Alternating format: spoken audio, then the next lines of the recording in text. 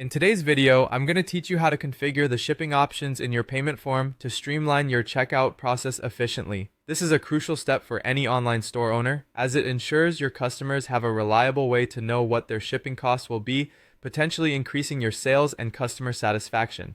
First, let's start by opening your payment form. This is where all the magic happens, so make sure you have access to your form builder platform. If you're using software or a service, navigate to the specific area where your payment forms are created or edited. Once you have your payment form open, take a moment to scan through it and familiarize yourself with the layout. If you are new to this platform, it could be beneficial to explore the different fields and settings to ensure you have a good understanding of where everything is located. Next, you will need to select the shipping option within the payment settings. Typically, you'll find this under a section labeled Shipping or Delivery within your settings menu. Selecting this option is crucial because it's where you'll determine how your customers will view their shipping choices. If you're unsure, many platforms offer help guides or support to direct you to the exact location. This step is all about ensuring that your customers can clearly see what options are available to them, so take your time to make sure you are selecting the correct settings. Now that you've chosen the shipping options, it's time to enter the shipping costs. This parameter is key, as it impacts the final price the customer sees. Consider your shipping policy and the rates you want to apply, whether that's flat rate, weight-based, or free shipping. Think about your business model and customer base when determining these costs.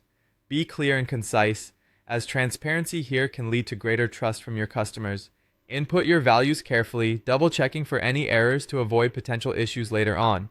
Finally, remember to save your changes. This might sound like a simple task, but it's one of the most crucial parts of the process. Failing to save means all the work you've done will be lost and you'll have to start over again. Look for a save button, typically located at the bottom or top of the settings page.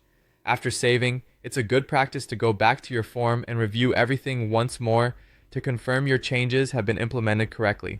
By following these steps, you've made your payment form comprehensive and easy to navigate for your customers. Setting up the shipping options properly not only enhances user experience, but can also increase your sales by making the checkout process as smooth as possible.